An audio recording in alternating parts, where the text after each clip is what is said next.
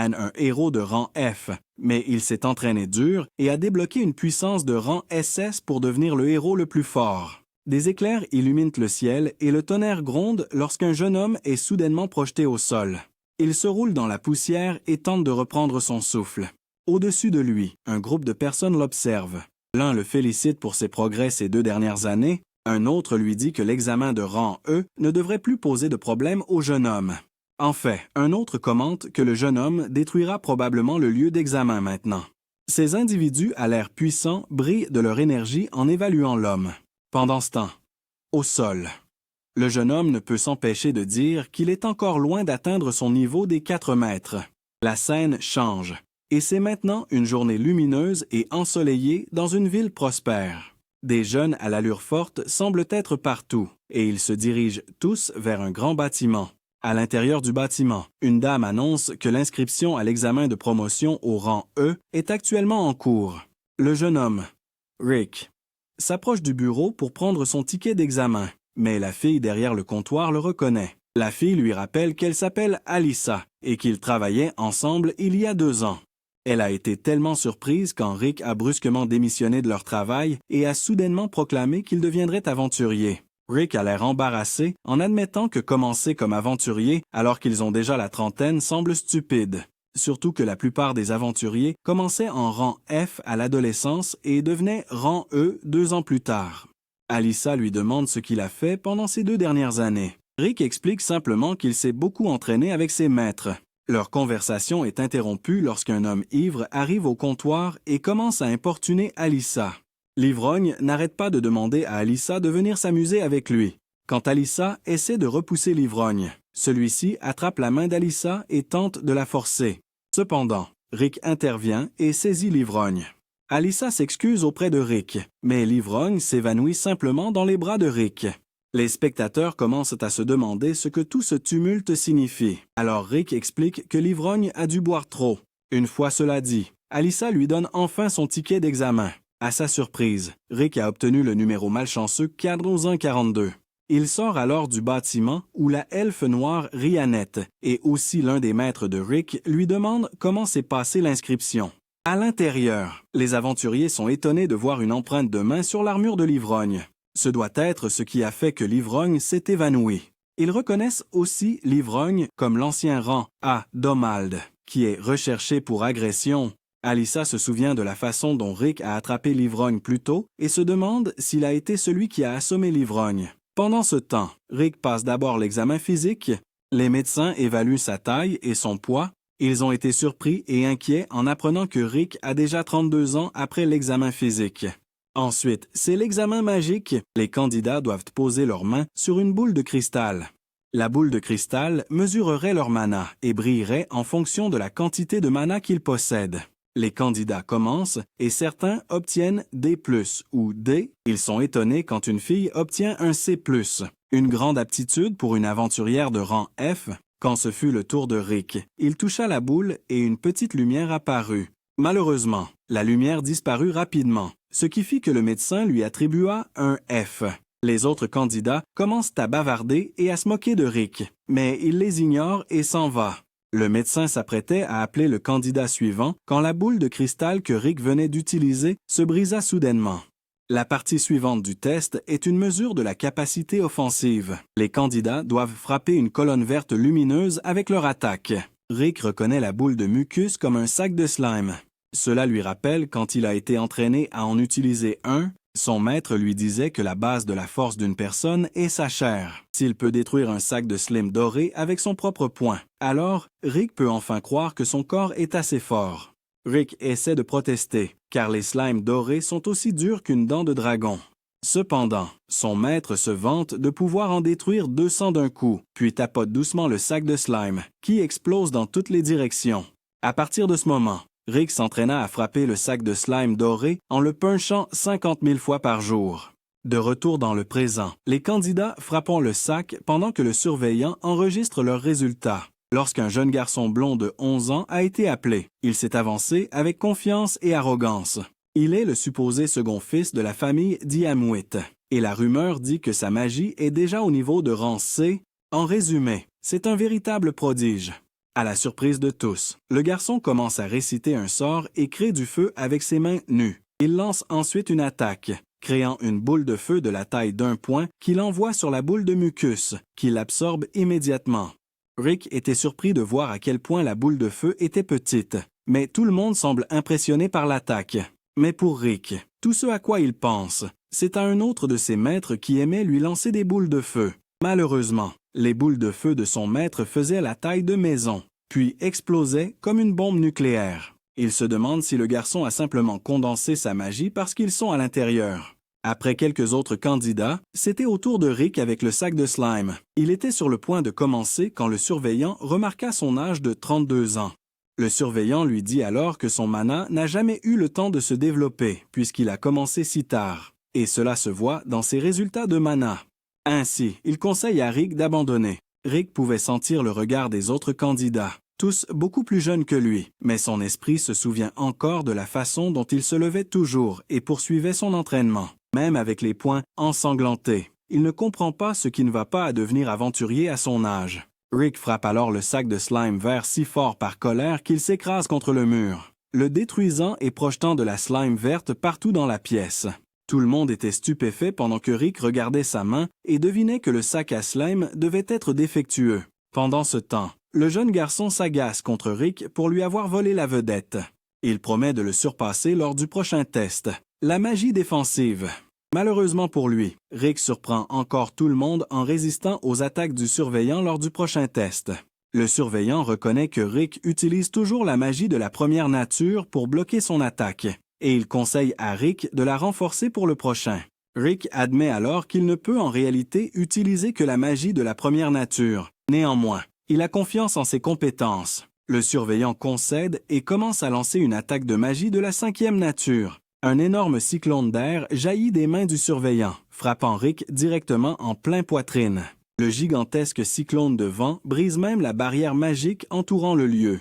Sylvester Ursulnia, le chevalier classé premier parmi les chevaliers royaux qui se trouve en périphérie de la ville, voit les ondes de choc venant du terrain d'entraînement et suppose qu'il se passe quelque chose de terrible là-bas. Il se dirige donc rapidement vers le centre d'examen et apprend d'un des examinateurs qu'un aventurier faible de rang F a bloqué une magie naturelle de niveau militaire simplement en utilisant une magie naturelle défensive de premier niveau. Sylvester trouve cela incroyable et suppose donc que l'examinateur se moque de lui. L'examinateur lui promet que c'est bien le cas et lui montre même le profil du candidat. En regardant les détails, Sylvester trouve encore plus douteux qu'un homme de 32 ans, d'âge moyen, qui n'était il y a quelques années qu'un réceptionniste de guilde, soit soudainement devenu aussi puissant. Après le test de défense, la première manche des examens se termine, alors Rick sort avec Rhianette pour se reposer un moment. Rhianette rappelle à Rick que le prochain examen sera un test d'intelligence, ce qui signifie qu'il s'agira d'un examen écrit pour mesurer toute l'intelligence de l'aventurier. Rick annonce avec confiance qu'il obtiendra un score de 100% à l'examen écrit, en disant à Rhianette que, simplement parce qu'il était réceptionniste, elle ne devrait pas sous-estimer son intelligence. Pourtant, tout ce qu'il a fait pendant 14 longues années, c'est accueillir des aventuriers négatifs et ivres. C'est pourquoi Rhianette est sceptique quant à ses chances d'obtenir la meilleure note. Rick se rend compte qu'il ne peut pas la convaincre qu'il est intelligent. Alors, il abandonne son jeu et lui dit qu'il est plus inquiet pour la toute première manche. Les résultats qu'il a reçus ne sont pas très satisfaisants pour lui, même s'il a clairement réussi toutes les épreuves pratiques. Mais comme ses pouvoirs magiques de mana ont été classés F, il pense qu'il n'obtiendra pas un rang élevé. Rhianette le réconforte en lui disant que, peu importe le résultat, il devrait être fier de lui, car il a montré une croissance étonnante au cours des 2 dernières années. Le prodige blond, qui ne peut s'empêcher de se mêler des affaires des autres, vient embêter Rick et Rhianette parce qu'il n'a rien de mieux à faire de sa vie.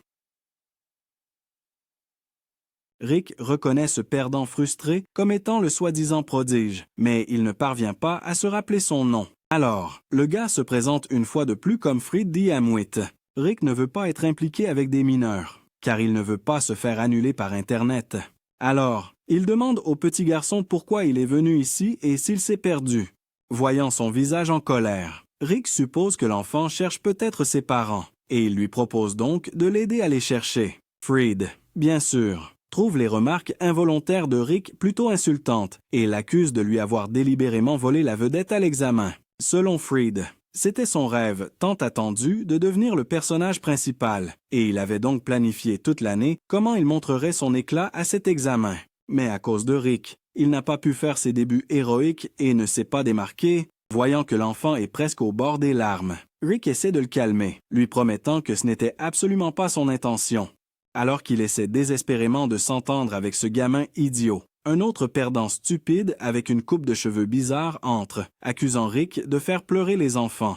Cette Angelica aux couettes jumelles est apparemment la sœur aînée de Freed, et elle est donc là pour protéger son petit frère de cet oncle d'âge moyen effrayant. Freed dit à Angelica que Rick le harcelait et ajoute même que cet oncle a la quarantaine, croyant les paroles de son petit frère. Angelica décide de donner une leçon à ce type et le défie en duel. Elle est très certainement pleine d'elle-même, et elle mérite donc d'être remise à sa place. Rick est forcé d'accepter le défi, même s'il ne veut pas s'impliquer dans des combats inutiles, et il est emmené sur le terrain d'entraînement. Là, Angelica se présente officiellement comme chevalier de 2e classe des Chevaliers Royaux, indiquant qu'elle est sacrément forte. Selon Angelica, les duels dans ce royaume permettent au vainqueur de fixer une condition pour sa victoire. Et donc, en ce qui concerne ces conditions, elle exige que Rick devienne son serviteur pour le reste de sa vie. Elle lui dit fièrement qu'une fois qu'elle l'aura vaincu au duel, elle le disciplinera de toutes les manières possibles pour s'assurer qu'il ne harcèle plus jamais les enfants. Rick ignore pour l'instant la blonde sans cervelle et demande à Rhianette si elle sait quel rang Angelica occupe. Puisque Angelica est une chevalière de 2e classe, Angelica suppose qu'elle est une aventurière de rang B. Cela signifie qu'elle est capable de vaincre un monstre de haut niveau seule, sans groupe. Rick sous-estime très mal ses propres capacités et commence à penser qu'il ne pourra jamais battre Angelica, car il n'est qu'un aventurier de rang F. Il n'est même pas sûr de s'en sortir vivant de ce duel. Alors qu'il commence à paniquer, Rhianette le réconforte une fois de plus, lui disant de rester calme et d'utiliser l'entraînement qu'il a suivi ces 2 dernières années. Rhianette ne fait qu'empirer les choses pour Rick car, une fois qu'il se souvient de l'entraînement atroce qu'il avait subi, il devient terrifié au point de vomir. Pourtant, Rhianette continue et lui dit d'avoir confiance, car il est désormais membre du groupe d'aventuriers le plus fort du continent, le point d'Orichalcum.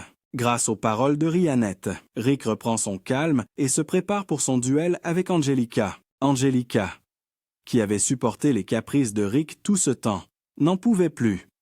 Alors elle sortit son épée et renforça son corps ainsi que son arme en utilisant la magie. Elle se précipite vers lui à grande vitesse et le prend par surprise, non pas parce qu'elle est extrêmement rapide, mais parce qu'elle est pathétiquement lente. De son point de vue, il voit Angelica courir à un rythme bien plus lent que sa propre vitesse normale, ce qui lui fait réaliser que les aventuriers de rang B ne sont peut-être pas si impressionnants. Il évite la 2e attaque d'Angelica, que celle-ci pense être un coup de chance, car il est impossible qu'un aventurier de rang F puisse esquiver son attaque à la vitesse de la lumière. Elle lance la 3e attaque et déçoit encore une fois Rick, qui commence à penser qu'Angelica a peut-être obtenu son rang B grâce au népotisme ou autre. Lol, il ne considère même pas une seule seconde l'idée qu'il pourrait être fort lui-même. Elle continue à l'attaquer avec ses coups de limace, alors Rick décide enfin de l'intercepter. Il vise sa tête, mais rate d'1 pouce et crée un énorme cratère sur le sol, ce qui fait réaliser à Angelica que Rick est en réalité supérieur. Elle se rend donc immédiatement, le laissant gagner le duel. Elle commence à partir avec Freed, mais Rick l'arrête, car elle devait recevoir une punition pour avoir perdu leur duel. Il accepte les termes qu'Angelica avait proposés avant leur duel, qui étaient que le perdant deviendrait l'esclave du gagnant à vie. Cependant, Angelica, à juste titre, ne tient pas sa parole et s'enfuit avec son frère. Bref, maintenant que le duel est terminé, Rick se demande quels seront les résultats du premier tour des examens. Rhianette informe Rick que Maître Brodson et les autres viendront bientôt à la guilde. En entendant cette nouvelle, Rick est de nouveau surpris, car il ne veut pas affronter ces entités effrayantes et surpuissantes. C'est tout pour cette vidéo. Les amis, si vous avez aimé la première partie de ce nouvel anime, n'oubliez pas de liker et de vous abonner pour plus de contenu anime amusant. Merci d'avoir regardé. Au revoir. Osamu Dazai est un loser idiot et moche qui veut se suicider avec sa petite amie Shizuko Saachan. Le 13 juin 1948, sous une forte pluie, ce loser moche se tient devant une rivière en furie avec sa petite amie. Il caresse ses propres cheveux et commente la rapidité de l'eau de la rivière, qui coule avec une grande force à cause de la pluie battante. Il compare les courants rapides de la rivière à ceux d'une entité mangeuse d'hommes, indiquant qu'il a l'intention de sauter dans cette rivière dévoreuse d'hommes avec sa petite amie pour faire l'envivement. Frère poétique. Et c'est peut-être pour cela que cette fille est tellement attirée par lui. Elle lui dit qu'il est temps pour eux de quitter ce monde et attache leurs deux mains avec une corde rouge pour s'assurer qu'ils ne soient pas séparés par le courant de la rivière. Ils se préparent à partir ensemble afin de pouvoir être ensemble éternellement dans l'au-delà. Mais malheureusement, leur plan dramatique est ruiné car à ce moment précis, le légendaire camion Kun apparaît de nulle part et surprend à la fois le loser moche et sa stupide petite amie. Je veux dire, c'est exactement ce qu'il voulait. Quoi qu'il en soit, frappés par le camion Kun, les deux amoureux quittent ce monde et tous ses attachements. Cependant, au lieu d'être envoyée dans l'au-delà, la perdante, Dazai, se retrouve allongée dans une étrange église vide. Constatant qu'il n'y a personne, Dazai pense qu'il a atteint le monde de l'au-delà. Il voit qu'il y a de nombreuses statues saintes autour de cette église. Et en regardant de plus près le plafond au-dessus de lui, il voit qu'il y a aussi une peinture ou fresque religieuse, ce qui le convainc qu'il est bien arrivé dans la version catholique de l'au-delà. Cependant, une noble dame divine tenant un bâton à la main lui dit que ses suppositions sont fausses. Elle s'approche de lui, l'informant que cet endroit n'est pas l'au-delà. Il reste confus, à juste titre, car où d'autre est-il censé être? Avant de lui expliquer quoi que ce soit, la noble dame l'accueille d'abord en ce lieu. Elle l'appelle l'aventurier, ce qui le rend encore plus confus. Il demande qui elle est. Alors elle se présente comme Annette, une mentor dont le rôle est de guider ceux qui viennent ici. Pour expliquer ce qu'est cet endroit, elle lui demande de jeter un coup d'œil à l'extérieur de l'église d'abord. Alors que Dazai regarde par la fenêtre, il découvre un vaste monde rempli de créatures mystiques comme des dragons, des cyclopes et même les légendaires phénix. Annette affirme que l'endroit où ils se trouvent actuellement est un monde complètement différent de celui d'où vient Dazai. Apparemment, Dazai a été choisi par les dieux pour être transporté ici, dans cette terre appelée Zauberberg, enveloppée d'obscurité. Tandis que Dazai est encore émerveillé par cette vue fantastique, Annette explique exactement pourquoi il a été choisi pour venir ici. C'est pour la même raison cliché que tous les autres animés isekai suivent. Le monde a besoin d'un héros qui apportera la lumière et mettra fin aux ténèbres. Dazai trouve plutôt amusant d'avoir été littéralement projeté dans ce monde bizarre contre sa volonté et rit de son propre destin à cause de cela. Il trouve ironique d'être vivant à nouveau juste après s'être ôté la vie avec sa compagne. Annette ne se rend pas compte qu'elle vient de déclencher la dépression intérieure de Bro. Elle continue donc ses fonctions dans ce monde et lui assigne sa première mission en tant que nouveau héros de ce monde. Mais avant même qu'elle ne termine sa phrase, Dazai sort rapidement un pot de somnifères de ses poches et les avale tous d'un coup dans une tentative de se suicider à nouveau. Cependant, cela échoue car Annette utilise rapidement sa magie de guérison sur lui et neutralise les effets des somnifères qui sont entrés dans son corps. Dazai trouve gênant d'être maintenu en vie contre son gré et exprime son mécontentement face au comportement d'Annette. Il se couche sur ses pieds et exige qu'Annette cesse d'exister immédiatement. Annette ne comprend pas pourquoi le nouveau héros, qui a eu une autre chance de vivre, agit comme un mauvais perdant. Elle lui rappelle sa mission en tant que héros de ce monde, mais il s'en fiche et lui dit que sa seule mission est de se tuer. Il commence à avaler les pilules restantes éparpillées par terre, ce qui déstabilise Annette. Elle lui dit qu'il devrait être reconnaissant d'avoir été choisi pour être ici. Dazai demande plus de précision, demandant à Annette qui l'a exactement choisi pour venir ici. Selon Annette, le Truck Kun qui l'a renversé, lui et sa petite amie plus tôt, appelé le Sekai Jackpot Truck, est responsable de son choix. Apparemment, le camion appartient à un service de transport Sekai qui est toujours en service pour trouver des humains ayant une vie misérable et offre à quelques élus la chance de commencer une nouvelle vie dans un autre monde en les transportant. En gros, le service de camion rend les humains misérables heureux à nouveau. C'est pourquoi on les appelle les camions jackpot. Donc, Annette pense que le fait qu'un des camions Kun ait envoyé Dazai ici prouve que la vie de Dazai sur Terre était misérable. Elle lui conseille donc d'oublier son passé et de commencer une nouvelle aventure ici. dans les terres magiques de Zauberberg. Pourtant, plutôt que d'être reconnaissant, Dazai blâme le camion-kun d'avoir pris la parfaite opportunité pour lui de quitter le monde avec sa bien-aimée, ce qu'il considère comme le bonheur ultime. Annette se rend compte que ce perdant est un vrai psycho. Alors, elle l'ignore pour l'instant et se concentre plutôt sur les statistiques surpuissantes que les dieux de ce monde lui ont sûrement bénies. Malheureusement, ce perdant n'est pas seulement laid, mais aussi lamentablement faible avec 1 PV, 1 niveau et 0 puissance magique. Non seulement cela, il est aussi empoisonné. Annette se rend compte que Dazai est complètement condamné, et elle perd donc tout espoir en ce nouveau héros. Elle suppose que Dazai a été transporté ici par erreur et lui dit qu'il ne peut pas survivre dans ce monde car il ne possède pas les compétences nécessaires. C'est exactement ce que Dazai avait besoin d'entendre, car ne pas survivre est son véritable objectif. Alors, il sort sans hésiter de l'église pour s'aventurer dans le monde extérieur, espérant trouver un endroit où il pourra mettre fin à ses jours. Annette, autrefois, était toujours fière de son rôle de guide pour les aventuriers qui venaient ou ici, mais après avoir répété le même processus d'aide à des héros surpuissants. Son enthousiasme s'est estompé, et elle est vite devenue un PNJ dont le seul travail était de répéter les mêmes phrases encore et encore. Mais maintenant qu'il y a un gars qui est différent à sa manière, le sentiment d'excitation est revenu chez Annette. Alors elle souhaite l'aider et essaie de l'empêcher de partir. Elle lui conseille qu'il devrait au moins choisir une profession avant de partir, mais il ne choisit rien, car il est déjà naturellement écrivain. Avec Dazai qui part, les portes de l'église se ferment, et Annette devient à nouveau excitée, déclarant que Dazai est le type d'homme idéal qu'elle attendait depuis tout ce temps. Pendant ce temps, Dazai marche dans les prés infinis et découvre un panneau de signalisation écrit dans une langue qu'il ne comprend pas. Mais de nulle part, une voix dans sa tête traduit les mots pour lui et ajoute aussi 5 points d'expérience à ses statistiques globales. Cela lui permet d'atteindre le niveau 2, mais Dazai s'en fiche et est seulement agacé par la voix mystérieuse dans sa tête. À ce moment-là, les cris d'une fille chat attirent son attention. Elle est sur le point d'être dévorée par un monstre arbre. La fille chat suppose que Dazai est un aventurier et le supplie de l'aider, lui demandant de la sauver d'être souillée par la vengeance de l'arbre pervers. Le loser effrayant sourit au lieu d'essayer d'aider les oreilles de chat et attend avec impatience de voir la beauté d'une femme bête mourante.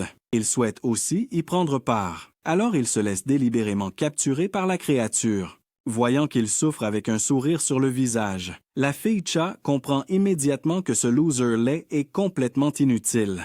Selon elle, ce monstre possède une capacité appelée aspiration, qui lui permet d'absorber la force vitale de sa proie.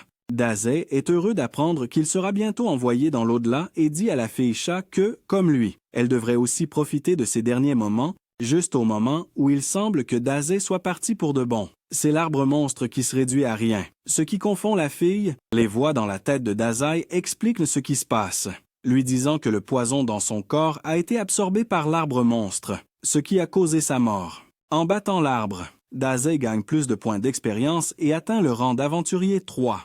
La fille chat entend aussi la voix forte qui parle à Dazai et réalise que cet aventurier n'est pas aussi inutile qu'il en a l'air. Dazai retourne à son état déprimé, en disant qu'il échoue toujours, peu importe à quel point il essaie. Il dit à la fille chat qu'il a tenté 5 fois jusqu'à présent, mais qu'il n'a jamais réussi. La fille chat reste sans voix, car elle n'a jamais vu une personne aussi sombre auparavant. Pour le remercier de lui avoir sauvé la vie, elle l'invite chez elle, espérant qu'ils passeront du bon temps et lui remonteront le moral. Juste au moment où Dazai saisit les mains de la fille chat pour se relever, il se souvient de son temps avec sa bien-aimée et trouve enfin la seule raison de continuer à vivre dans ce monde magique. Son nouvel objectif: trouver sa chère sachant et la faire tomber avec lui. D'abord, il retourne à l'église où se trouve Annette, espérant qu'elle pourrait avoir des informations sur l'emplacement de sa petite amie. Annette est en train de prier son Dieu et le supplie de veiller sur cette pauvre âme qui est descendue sur ce monde. Dazai se joint aussi à ses prières et ajoute les siennes, demandant à Dieu de lui accorder la chance de retrouver son amour perdu. Annette est ravie de voir que Dazai est de retour. Supposant qu'il est là pour recevoir ses conseils, la fille chat a aussi suivi Dazai ici et commence à se demander pourquoi il s'arrête dans cette église vide. Annette, déjà jalouse de la fille chat, essaie de l'ignorer, Mais quand Dazai mentionne qu'il est là uniquement parce qu'il veut savoir où se trouve une femme nommée Sachen, elle est complètement brisée. Malheureusement, Annette n'a aucune idée de cette soi-disant Sachan. Alors Dazai quitte l'église. Il ne perd pas espoir et parie que son cher amour se trouve sûrement quelque part là-bas.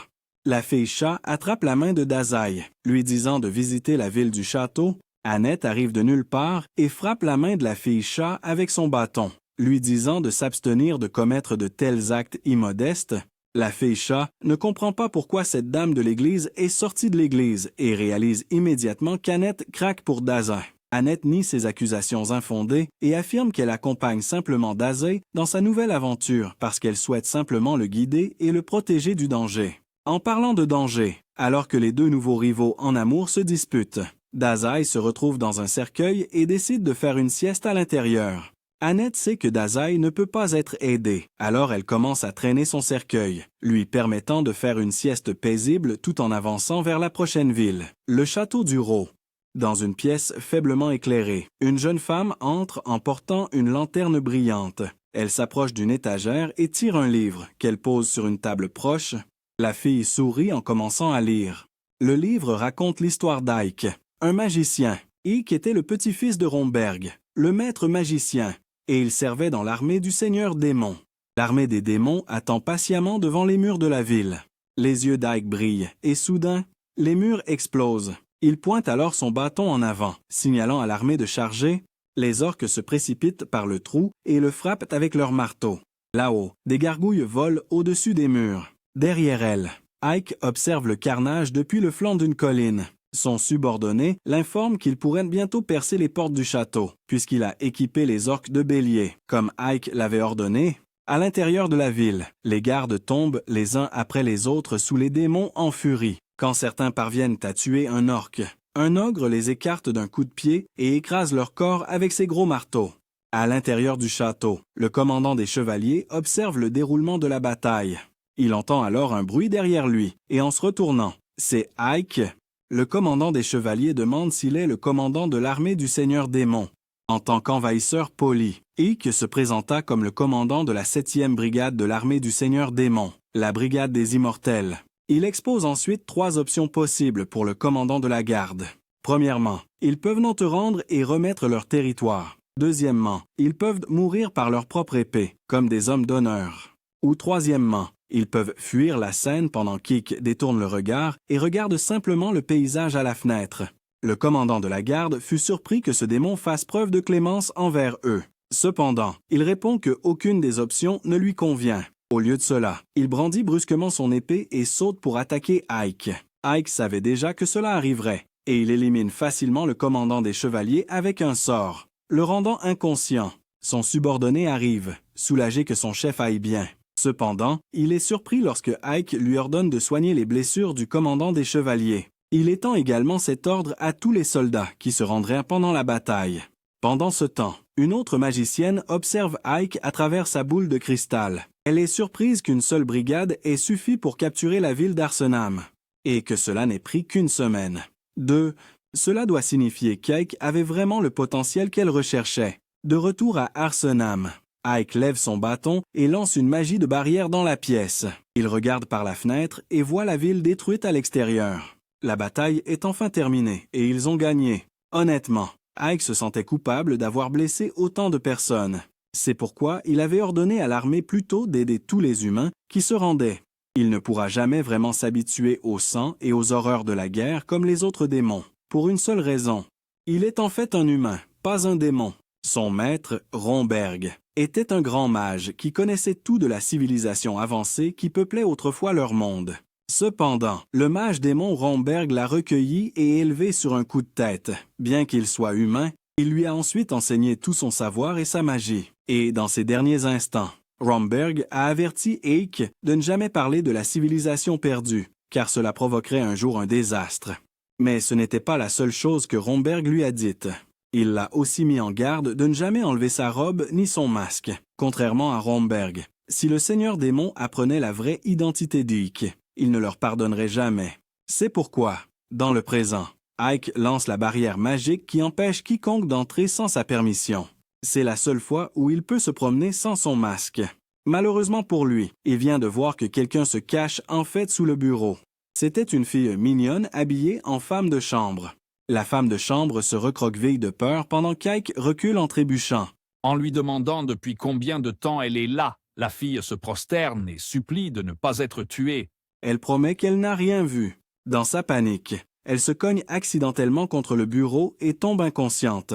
Ike ne savait pas quoi faire. Il avait gardé son secret pendant 20 ans et une femme de chambre venait de découvrir son secret. Heureusement, son subordonné arrive avec quelques inquiétudes. Quelques minutes plus tard, Ike marche dans la ville ravagée tandis que son subordonné demande s'il ne laisse pas trop d'humains en vie. D'autres dirigeants suggèrent qu'il devrait simplement massacrer les gens et brûler la ville. Cependant, Ike souligne qu'Arsenaham est une ville commerçante et qu'ils peuvent gagner de l'argent grâce aux impôts payés par les humains. Si tous les humains sont morts, alors qui les paierait? Ils s'arrêtent alors quand un groupe d'humains bloque leur chemin. Le subordonné d'Ike essaie de les chasser, mais les humains veulent juste poser une question à Ike. Combien d'impôts Ike prévoit-il de leur imposer? Ike reveals that they will pay the same tax, which relieves the humans, but Ike further warns them that anyone who resists will be... Tout à coup, Ike disparaît alors que quelqu'un le téléporte. Ike se retrouve alors attaqué par un golem. Il esquive et recule en maudissant son patron, la magicienne qu'il observe actuellement. Ike invoque son bâton et détruit le golem. La magicienne complimente alors la force d'Ike.